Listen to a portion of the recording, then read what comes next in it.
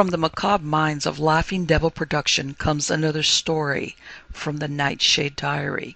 You know what that means. Check under the bed and make sure no one or nothing is there. Is the closet door securely shut? Then leave your disbelief behind, amp up your imagination, and hang on tight for another ride into terror and mystery. And like all good horror stories, just imagine it's a dark and stormy night. And remember, screaming like a little girl is permitted.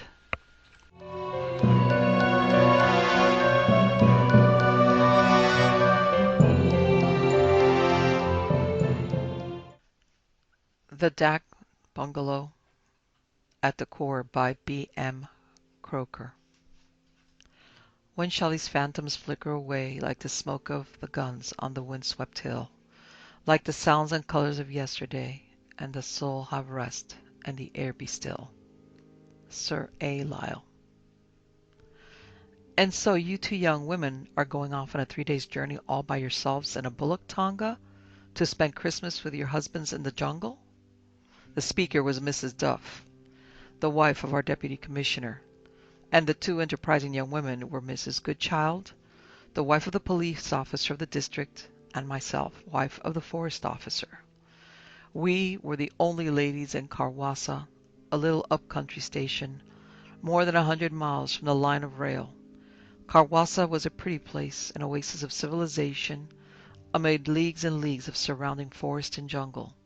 It boasted a post office, public gardens with tennis courts, a tiny church, a few well-kept shady roads, and half a dozen thatched bungalows surrounded by luxuriant gardens.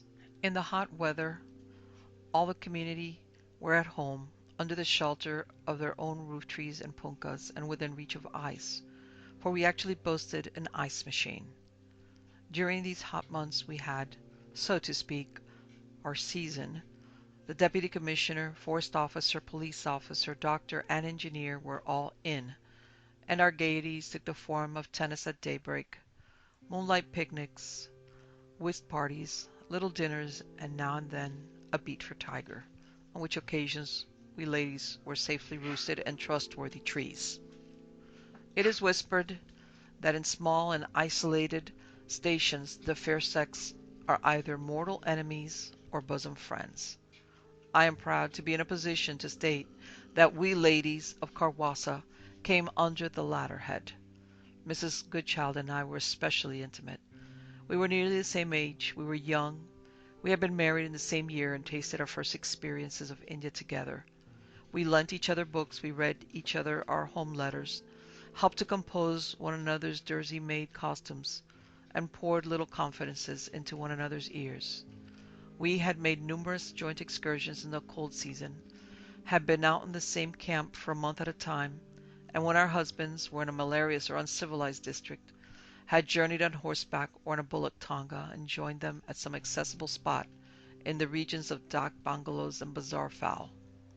Mrs. Duff, stout, elderly, and adverse to locomotion, contented herself with her comfortable bungalow at Karwasa, her weekly budget of letters from her numerous olive branches in England, and with adventures and thrilling experiences at second hand. "And so you are off tomorrow," she continued, addressing herself to Mrs. Goodchild. "I suppose you know where you are going." "Yes," returned my companion promptly, unfolding a piece of foolscap as she spoke. "I had a letter from Frank this morning, and he has enclosed a plan copied from the D.P.W. map. We go straight along the trunk road for 2 days, stopping at Korai Bungalow the first night and Kular the second. You see, then we turn off to the left on the old Jubilapur road and make a march of 25 miles, halting at a place called Chanda. Frank and Mr. Lloyd will meet us there on Christmas Day." "Chanda, Chanda," repeated Mrs. Duff with her hand to her head. "Isn't there some queer story about a bungalow near there that is unhealthy or haunted or something?" Julia Goodchild and I glanced at one another significantly. Mrs. Duff had set her face against our expedition all along. She wanted us to remain in the station and spend Christmas with her, instead of going this wild goose chase into a part of the district we had never been in before. She assured us that we should be short of bullocks and would probably have to walk miles. She had harangued us on the subject of fever and cholera and bad water, had warned us solemnly against dacoits, and now she was hinting at ghosts. Frank says that the travelers' bungalow, after we leave the main road, are not in very good repair. The road is so little used now that the new railway line comes within 20 miles. But he says that the one at Shanda is very decent, and we will push on there, returned Julia firmly. Julia was nothing if not firm. She particularly prided herself on never swerving from any fixed resolution or plan. We take my bullock tonga and Mr. Lloyd's peon Abdul, who is a treasure, as you know. He can cook, interpret, forage for provisions, and drive bullocks if the worst comes to the worst. And what about bullocks for 3 days' journey? 100 mile if it's a yard, inquired Mrs. Duff sarcastically. Oh, the bazaar master has sent down a chuprasik and 5 natives, and we shall find a pair every 5 miles at the usual stages. As to food, we are taking tea, bread, plenty of tin stores, and the plum pudding. We shall have a capital outing, I assure you, and I only wish we could have persuaded you into coming with us. Thank you, my dear, said Mrs. Duff, with a patronizing smile.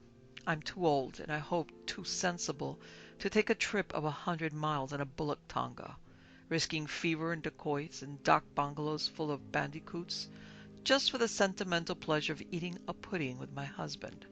However, you are both young and hearty and full of spirits, and I wish you a happy Christmas, a speedy journey and safe return. Mind you take plenty of quinine and a revolver. And with his cheerful parting suggestion, conducted us into the front veranda and dismissed us each with a kiss that was at once a remonstrance and a valediction. Behold us the next morning at sunrise, jogging off behind a pair of big white bullocks, in the highest spirits. In the front seat of the tonga we had stowed a well-filled tiffin basket, 2 Gladstone bags, our blankets and pillows, a hamper of provisions, and last not least, Abdul. Julia and I and Julia's dog Boss occupied the back seat, and as we rumbled past Mrs. Duff's bungalow, with its still silent compound and closed Venetians, we mutually agreed that she was a silly old thing, that she would have far more enjoyment of life if she were as enterprising as we were. Our first day's journey went off without a hitch. Fresh and well-behaved cattle punctually awaited us at every stage. The country we passed through was picturesque and well-wooded. Doves, peacocks, and squirrels enlivened the roads. Big black-faced monkeys peered at us from amid the crops that they were ravaging within a stone's throw of our route. The haunt of a well-known man-eating tiger was impressively pointed out to us by our cicerone, Abdul. The beast resided in some dense jungle that was unpleasantly close to human traffic. Morning and afternoon wore away speedily, and at sundown we found ourselves in front of the very neat traveler's bungalow at Korai. The interior was scrupulously clean and contained the usual furniture: 2 beds, 2 tables, 4 chairs, lamps, baths, a motley collection of teacups and plates, and last not least, the frame rules of the establishment and visitor's book. The Khansama cooked us an excellent dinner for a traveler's bungalow, and tired out, we soon went to bed and slept the sleep of the just. The second day was the same as the first, highly successful in every respect. On the 3rd morning we left the great highway and turned to the left onto what was called the old Jubbulpore road, and here our troubles commenced.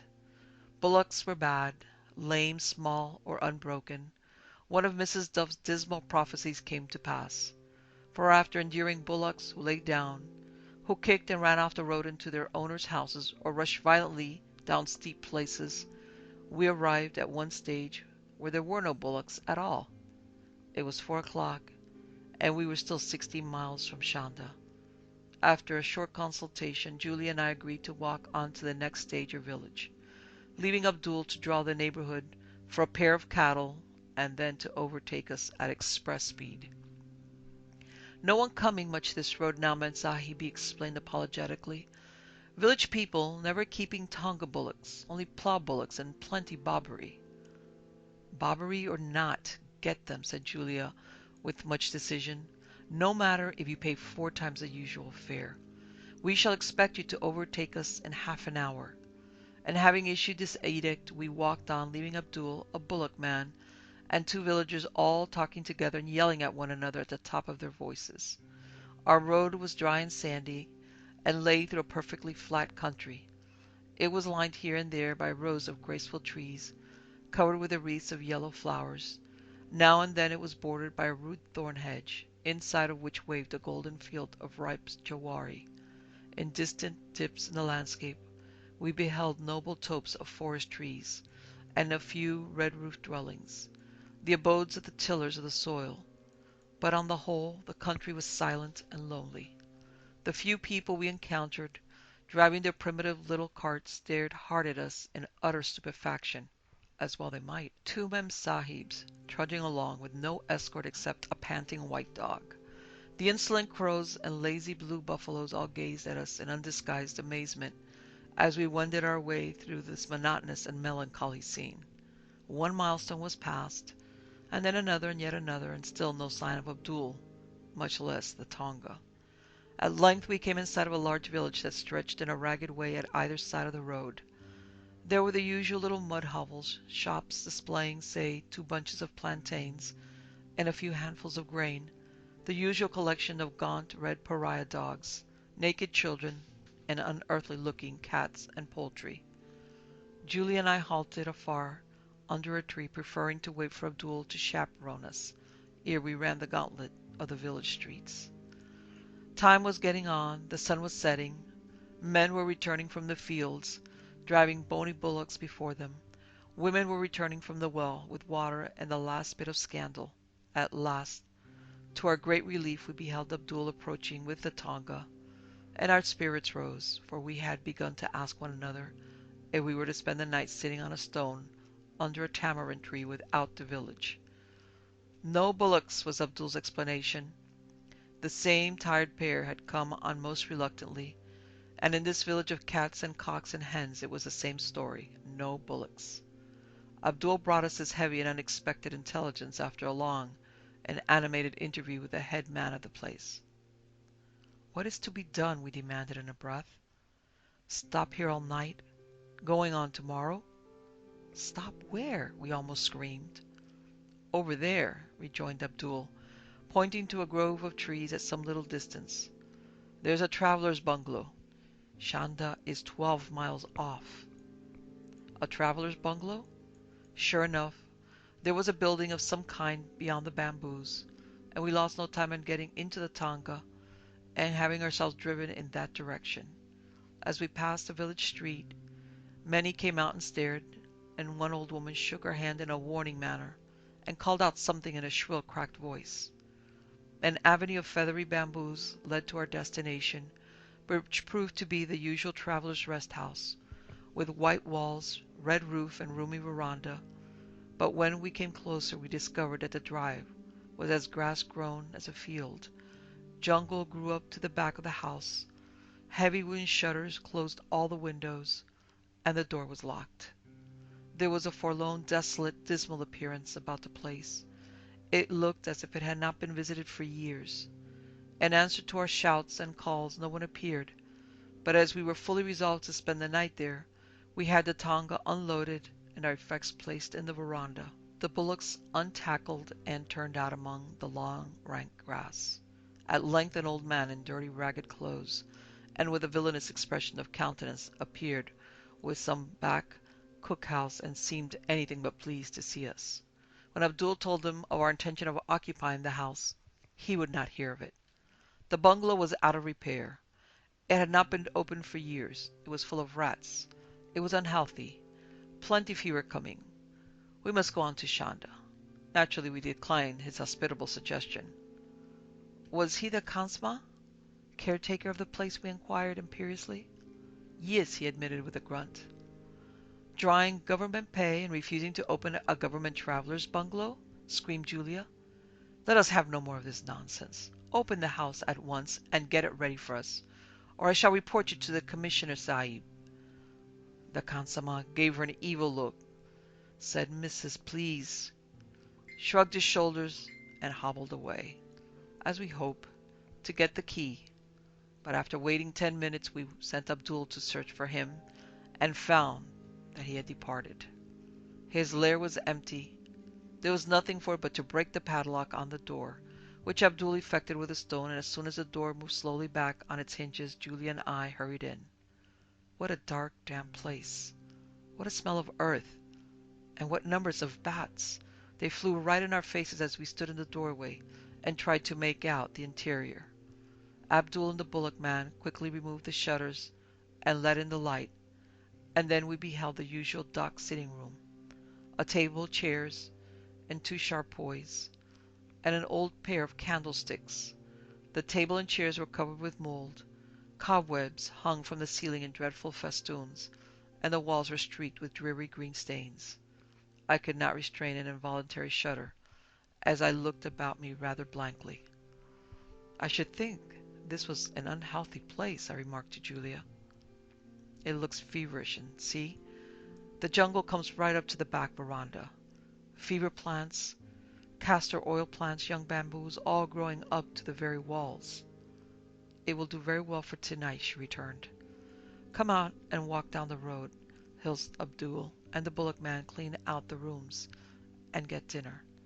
Abdul is a wonderful man, and we won't know the place in an hour's time. It's just the same as any other traveler's bungalow, only it has been neglected for years. I shall certainly report that old wretch. The idea of a dock bungalow caretaker refusing admittance and running away with the key. What is the name of this place? She asked, deliberately taking out her pocketbook. Did you hear? Yes, I believe it is called Dakor. Ah, well, I shall not forget to tell Frank about the way we were treated at Dakor bungalow. The red sun had set at last, gone down as it were abruptly behind the flat horizon. The air began to feel chilly, and the owl and the jackal were commencing to make themselves heard. So we sauntered back to the bungalow, and found it indeed transformed, swept and garnished and clean. The table was neatly laid for dinner, and one of our own fine hurricane lamps blazed upon it. Our beds had been made up with our rugs and blankets, one at either end of the room. Hot water and towels were prepared in the bathroom, and we saw a roaring fire in the cookhouse in the jungle. Dinner, consisting of a sudden death fowl, curry bread, and pâté de foie gras, was to our unjaded palates an excellent meal. Our spirits rose to normal, the result of food and light, and we declared to one another that this old bungalow was a capital find, and that it was really both comfortable and cheerful despite a slight arrière-pensée of earth in the atmosphere. Before going to bed, we explored the next room, a smaller one than we had occupied, and empty save for a rickety camp table, which held some dilapidated crockery and a press. Need you ask if we opened this press? The press smelt strongly of mushrooms, and contained a man's topee, each deep with mold, a tiffin basket, and the bungalow's visitor's book.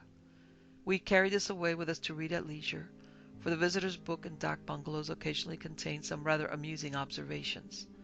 There was nothing funny in this musty old volume, merely a statement of who came and how long they stayed, and what they paid, with a few remarks not by any means complimentary to the consommé.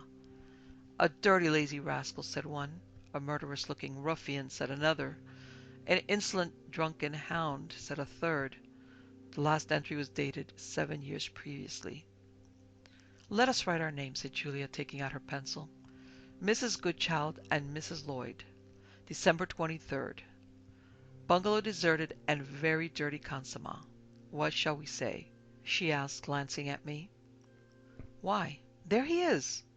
I returned with a little jump, and there he was sure enough, gazing in through the window. It was the face of some malicious animal, more than the face of a man, that glowered out beneath his filthy red turban. His eyes glared and rolled as if they would leave their sockets. His teeth were fangs like the dog's teeth, and stood out almost perpendicularly from his hideous mouth. He surveyed us for a few seconds in savage silence, and then melted away into the surrounding darkness as suddenly as he appeared. He reminds me of the Cheshire cat in Alice in Wonderland, said Julia, with would-be facetiousness, but I noticed that she looked rather pale. Let us have the shutters up at once, I replied, and have them well barred and the doors bolted. The man looks as if he could cut our throats. In a very short time the house was made fast. Abdul and the bullock man spread their mats in the front veranda, and Julia and I retired for the night. Before going to bed, we had a controversy about the lamp. I wished to keep it burning all night. I am a coward at heart, and Julia would not hear of this. Impossible for her to sleep with a light in the room, and in the end I was compelled to be content with a candle and matches on a chair beside me. I fell asleep very soon. I fancy I must have slept long and soundly when I was awoke by a bright light shining in my eyes. So, after the ridiculous fuss she had made, Julia had lit the candle after all. This was my first thought, but when I was fully awake I found I was mistaken, or dreaming. No, I was not dreaming, for I pinched my arm and rubbed my eyes. There was a man in the room, apparently another traveler, who appeared to be totally unaware of our vicinity, and to have made himself completely at home. A gun case, a tiffin basket, a bundle of pillows and rugs, the usual Indian traveler's belongings, lay carelessly scattered about on the chairs and the floor. I leant up on my elbow and gazed at the intruder in profound amazement. He did not notice me, no more than if I had no existence. True, my charpoy was in a corner of the room, and rather in the shade, so was Julia's. Julia was sound asleep, and, low be it spoken, snoring. The stranger was writing a letter at the table facing me. Both candles were drawn up close to him, and threw a searching light upon his features. He was young and good-looking, but very, very pale. Possibly he had just recovered from some long illness. I could not see his eyes, they were bent upon the paper before him. His hands, I noticed, were well-shaped, white, and very thin. He wore a signet ring on the third finger of the left hand, and was dressed with a care and finish not often met with in the jungle. He wore some kind of light Norfolk jacket and a blue bird's eye tie. In front of him stood an open dispatch box, very shabby and scratched, and I could see that the upper tray contained a stout roundabout bag, presumably full of rupees, a thick roll of notes, and a gold watch. When I had deliberately taken in every item, the unutterable calmness of the stranger, thus establishing himself in our room, came home to me most forcibly, and clearing my throat, I coughed. A clear, decided cough of expostulation, to draw his attention to the enormity of the situation. It had no effect. He must be stone deaf. He went on writing as the same as before. What he was writing was evidently a pleasant theme, possibly a love letter, for he smiled as he scribbled. All at once I observed that the door was ajar. Two faces were peering in. A strange servant in a yellow turban, with cruel, greedy eyes, and the khansama. Their gaze was riveted on the open dispatch box, the money, the roll of notes, and the watch. Presently the traveler's servant stole up behind his master noiselessly and seemed to hold his breath. He drew a long knife from his sleeve. At this moment the stranger raised his eyes and looked at me. Oh, what a sad, strange look! A look of appeal. The next instant I saw the flash of the knife. It was buried in his back. He fell forward over his letter with a crash and a groan, and all was darkness. I tried to scream, but I could not. My tongue seemed paralyzed. I covered my head up in the clothes, and oh, how my heart beat. Thump, thump, thump. Surely they must hear it and discover me. Half suffocated at length, I ventured to peer out for a second. All was still black darkness. There was nothing to be seen, but much to be heard. The dragging of a heavy body, a dead body, across the room. Then, after an appreciable pause, the sounds of digging outside the bungalow. Finally, the splashing of water, someone washing the floor. When I awoke the next morning, or came to myself, for I believe I had fainted, daylight was demanding admittance at every crevice in the shutters. Night, its dark hours and its horrors, was past. The torture, the agony of fear that had held me captive had now released me and worn out. I fell fast asleep. It was actually 9 o'clock when I opened my eyes. Julia was standing over me and shaking me vigorously and saying, "Nellie, Nellie, wake! I've been up And out these 2 hours, I've seen the head man of the village. Have you?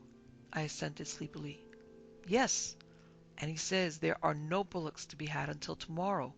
We must pass another night here. Never, I almost shrieked, never! Oh, Julia, I've had such a night. I've seen a murder. And straightway I commenced and told her of my awful experiences. That Hansama murdered him. He is buried just outside the front step. I concluded tearfully. Sooner than stay here another night, I'll walk to Shanda. Ghosts? Murders? Walk to Shanda? She echoed scornfully. Why, you silly girl, did I not sleep here in this very room, and sleep as sound as a top? It was all the pâté de foie gras. You know it never agrees with you. I know nothing about pâté de foie gras, I answered angrily, but I know what I saw. Sooner than sleep another night in this room, I'd die. I might as well, for such another night would kill me. Bath, breakfast, and Julia brought me round to a certain extent. I thought better of tearing off to Shanda alone and on foot, especially as we heard, per coolie, that our respective husbands would be with us the next morning, Christmas Day. We spent the day cooking, exploring the country, and writing for the English mail. As night fell, I became more and more nervous and less amenable to Julia and Julia's jokes. I would sleep in the veranda, either there or in the compound. In the bungalow again, never. An old witch of a native woman, who was helping Abdul to cook, agreed to place her mat in the same locality as my mattress, and Julia Goodchild valiantly occupied the big room within, alone. In the middle of the night, I and my protector were awoke by the most piercing, frightful shrieks. We lit a candle and ran into the bungalow, and found Julia lying on the floor in a dead faint. She did not come round for more than an hour, and when she opened her eyes she gazed about her with a shudder and displayed symptoms of going off again. So I instantly hunted up our flask and administered some raw brandy, and presently she found her tongue and attacked the old native woman quite viciously. Tell the truth about this place, she said fiercely. What is it that is here in this room? Devils, was the prompt and laconic reply. Nonsense. Murder has been done here. Tell the truth. How I knowing, she whined. I only poor native woman. An English Sahib was murdered here 7 years ago, stabbed and dragged out and buried under the steps. Ah, bah! Ah, bah! How I tell him this is not my country, she wailed most piteously. Tell all you know, persisted Julia. You do know. My husband is coming today. He is a police officer. You had better tell me than him. After much whimpering and hand-wringing, we extracted the following information in jerks and quavers. The bungalow had a bad name. No one ever entered it, and in spite of the wooden shutters, there were lights in the windows every night up to 12 o'clock. One day, so the villagers said, many years ago, a young Sahib came to this bungalow and stayed 3 days. He was alone. He was in the forest department. The last evening he sent his horses and servants on to Shanda and said he would follow in the morning after having some shooting, he and his boy, but though his people waited 2 weeks, he never appeared, was never seen again. The Khansamah declared that he and his servant had left in the early morning, but no one met them.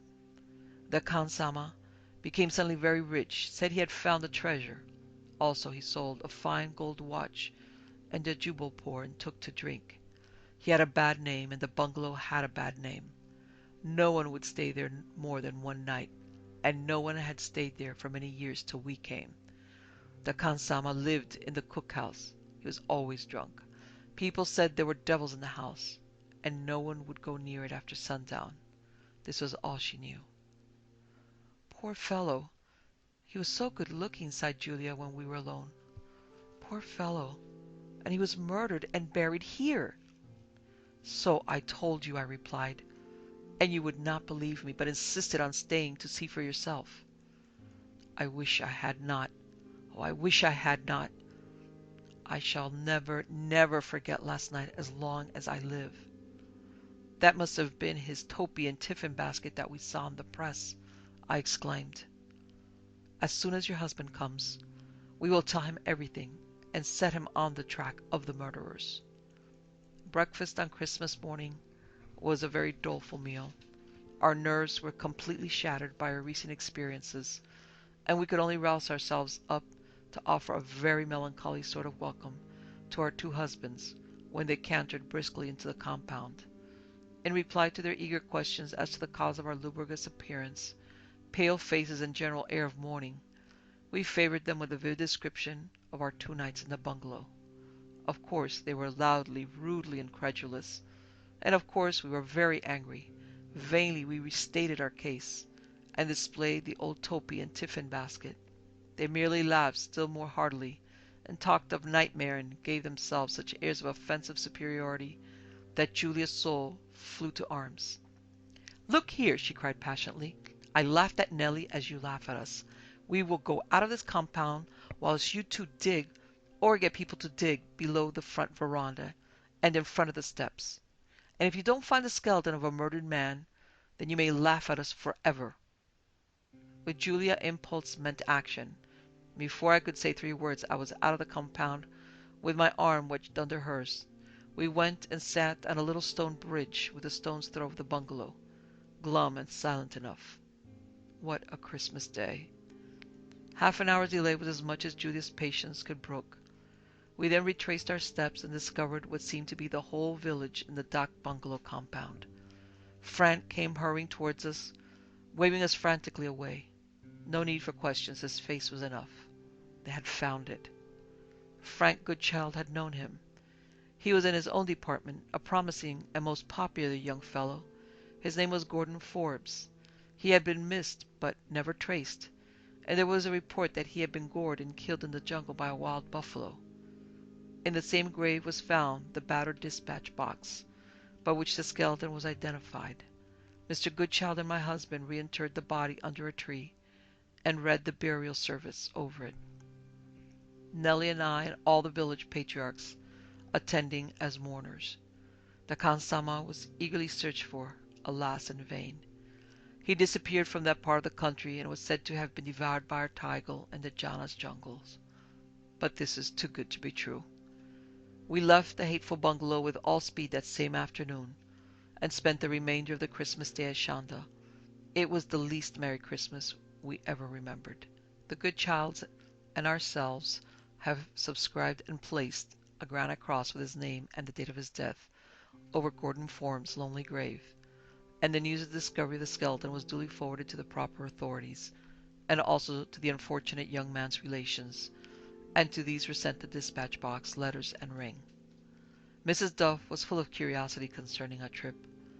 We informed her that we spent Christmas at Shanda, as we had originally intended, with our husbands, that they had provided an excellent dinner of black buck and jungle fowl, that the plum pudding surpassed all expectations, but we never told her a word about our 2 nights' halt at Dakor Bungalow.